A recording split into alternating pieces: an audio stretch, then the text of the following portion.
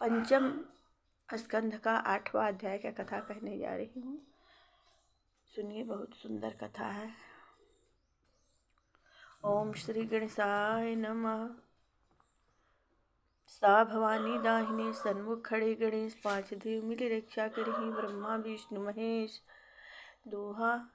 ब्रह्मा स्त्री की अग्नि से जरयो गर्भ में बाल, यदुपति ने रक्षा करी रची माया का जाल। कर जोरे कुंती करे अस्तुति मदन गोपाल, कौरव पांडव नासते धर्म भय बेहाल। सूजी बोले, हे सौनक जी, अपने स्वजनों को जलदान करने के निर्मित पांडव लोग धृतराष्ट्र तथा भगवान कृष्णचंद्र को आगे करके अपने वंश की संपूर्ण स्त्रियों के साथ गंगा तट पर गए। स्त्रियां क्रूरी की भांति विलाप करती हुई गई। उनके शोक से व्याकुल होकर धर्मराज युधिष्ठिर अति दुखी हुए। धृतराष्ट्र, गांधारी, कुंती और द्रौपदी सभी अपने पुत्रों, पौत्रों तथा स्वजनों के लिए शोक करने लगी। उस समय भगवान कृष्णचंद्र ने धौम्य तथा वेद व्यास जी आदि मुनियों के साथ उन सब को अनेक प्रकार की युक्तियों से देकर संतावना दी और समझाया कि यह संसार नाशवान है। जो जन्मा है उसकी एक दिन मृत्यु अवश्य है। सब काल के अधीन है, मृत्यु सबको खाती है। अतः उन मरे हुए के लिए शोक करना व्यर्थ है। इस प्रकार अनेक युक्तियों से अजात शत्रु धर्मराज युधिष्ठिर को समझाकर उन्हें हस्तिनापुर का राजा बनाया। उनसे 3 अश्वमेघ यज्ञ कराए। इस प्रकार युधिष्ठिर के शुभ्र यश को इंद्र के समान फैलाया। जब हस्तिनापुर में रहते हुए भगवान श्री कृष्ण को पर्याप्त समय व्यतीत हो गया, तब एक दिन द्वारिका जाने का विचार किया और पांडवों से विदा लेकर तथा वेद व्यास जी आदि मुनियों की आज्ञा लेकर रथ में बैठकर सात्विक तथा उद्धव के साथ द्वारिका जाने के लिए प्रस्तुत हुए। उसी समय एक अपूर्व घटना हुई। उन्होंने देखा कि उनकी बधू उत्तरा भय से व्याकुल होकर रुदन करती हुई आगे से दौड़ी आ रही है। उत्तरा ने व्याकुल स्वर में कहा, मुझे बचाओ, मुझे बचाओ, मेरी रक्षा करो। आप योग योगेश्वर हैं, देवताओं के भी देवता हैं, संसार की रक्षा करने वाले हैं, आप सर्वशक्तिमान हैं। यह देखिए, प्रज्वलित लोहे का बाण मेरी ओर चला आ रहा है। हे जनार्दन, यह बाण मेरे गर्भ को नष्ट कर दे। हे प्रभु,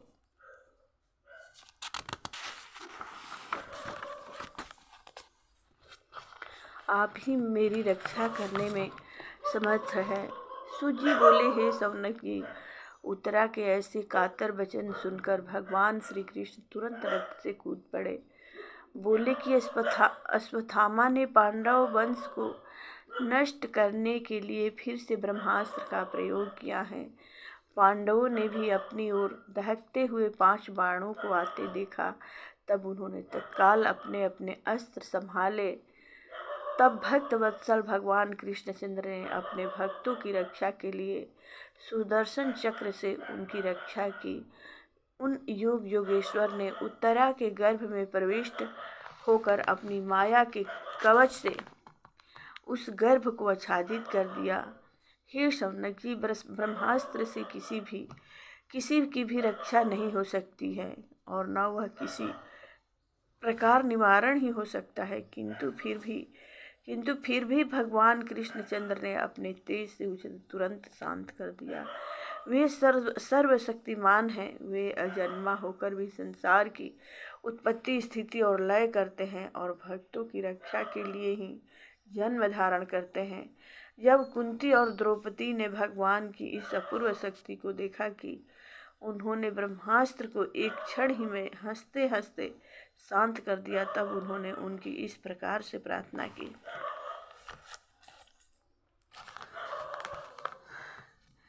कुंती बोली, हे जनार्दन, आप संपूर्ण पदार्थों तथा प्राणियों में एक ही भाव से विद्यमान हैं, किंतु फिर भी इन इंद्रियों द्वारा आप प्राणियों को दृष्टि नहीं आते।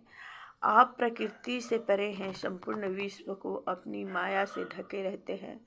मैं अज्ञान स्त्री आपको पहचानने में असमर्थ हूँ। मैं आपको साष्टांग प्रणाम करती हूँ। जिस प्रकार मनुष्य नट को समझाने सामने से देखकर भी उसकी विद्या को नहीं समझ पाते हैं, उसी प्रकार अज्ञानी आपको नहीं पहचान पाते हैं। आप सदा परमहंसों के हृदय में भक्ति प्रदान करते हैं। भक्तों की रक्षा के लिए ही आपका अवतार हुआ है।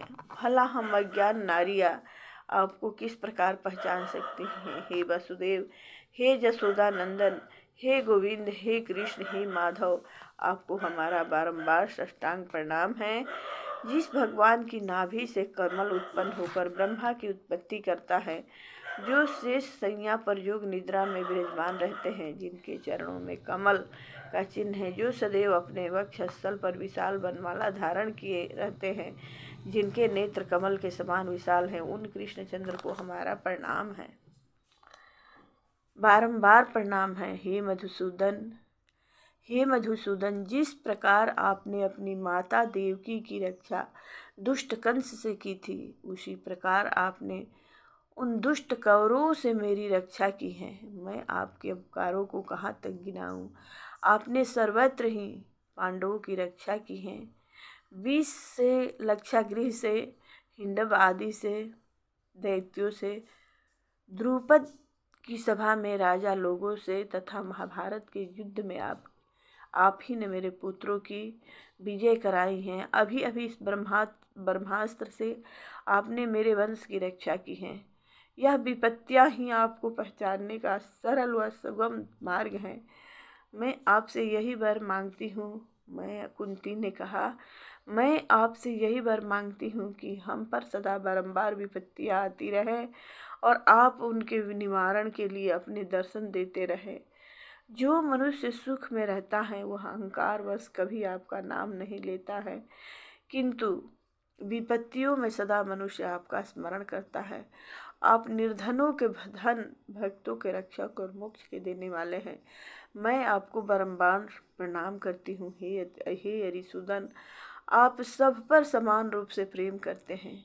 आपका न कोई मित्र है और न ही कोई शत्रु, किंतु फिर भी मनुष्य अपनी विषय बुद्धि से आपको शत्रु और मित्र मानते हैं। आपके लिए कोई कर्म शेष नहीं है, किंतु फिर भी संसार के दिखाने के लिए कर्म करते हो।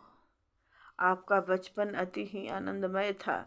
अपनी माता जसोदा को अपनी बाल लीला दिखाने के लिए कभी मटकी फोड़ते थे, कभी उखल से बंधते थे, कभी मात्र प्रेम से विहल होकर नेत्रों से जल युक्त आंसू छलकाते थे।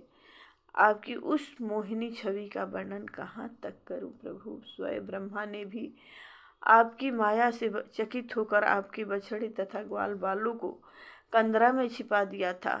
आप संसार के कल्याण हेतु ही अवतार ग्रहण करते हैं। आपकी लीलाएं लोगों के लिए श्रवण और कीर्तन करने योग्य हैं। जो भक्तजन आपकी लीलाओं का हर समय गायन और श्रवण करते हैं और स्मरण करते हैं, वे आपके दर्शनों को शीघ्र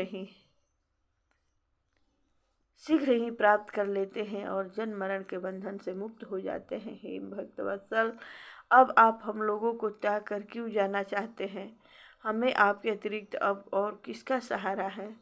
आपके न रहने पर भी हमारा कोई अस्तित्व ही नहीं रहता है।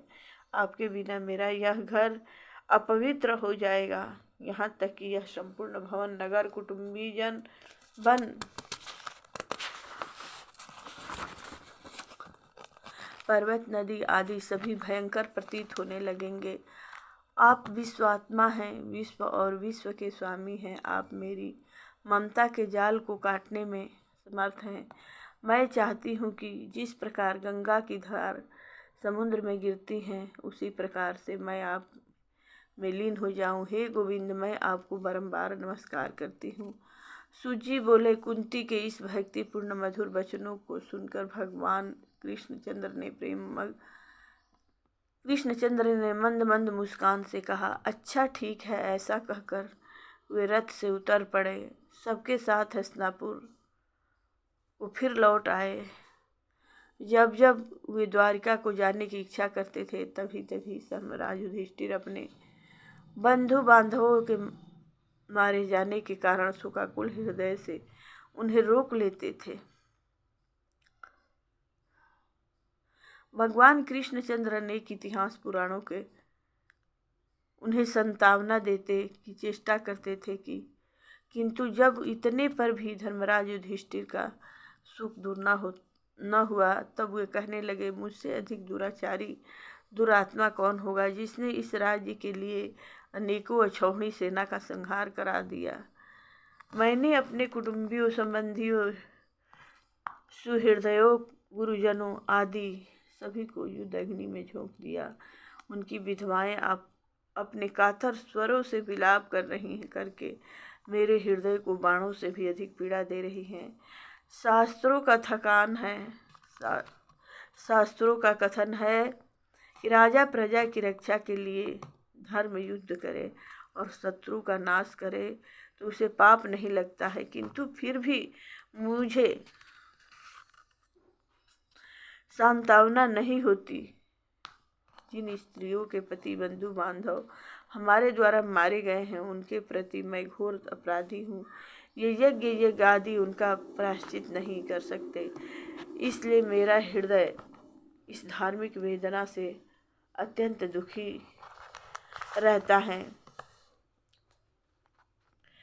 श्री कृष्ण पांडव सभी गए भीष्म के पास, प्राण त्याग भीष्म कियो तज मन की सब आस।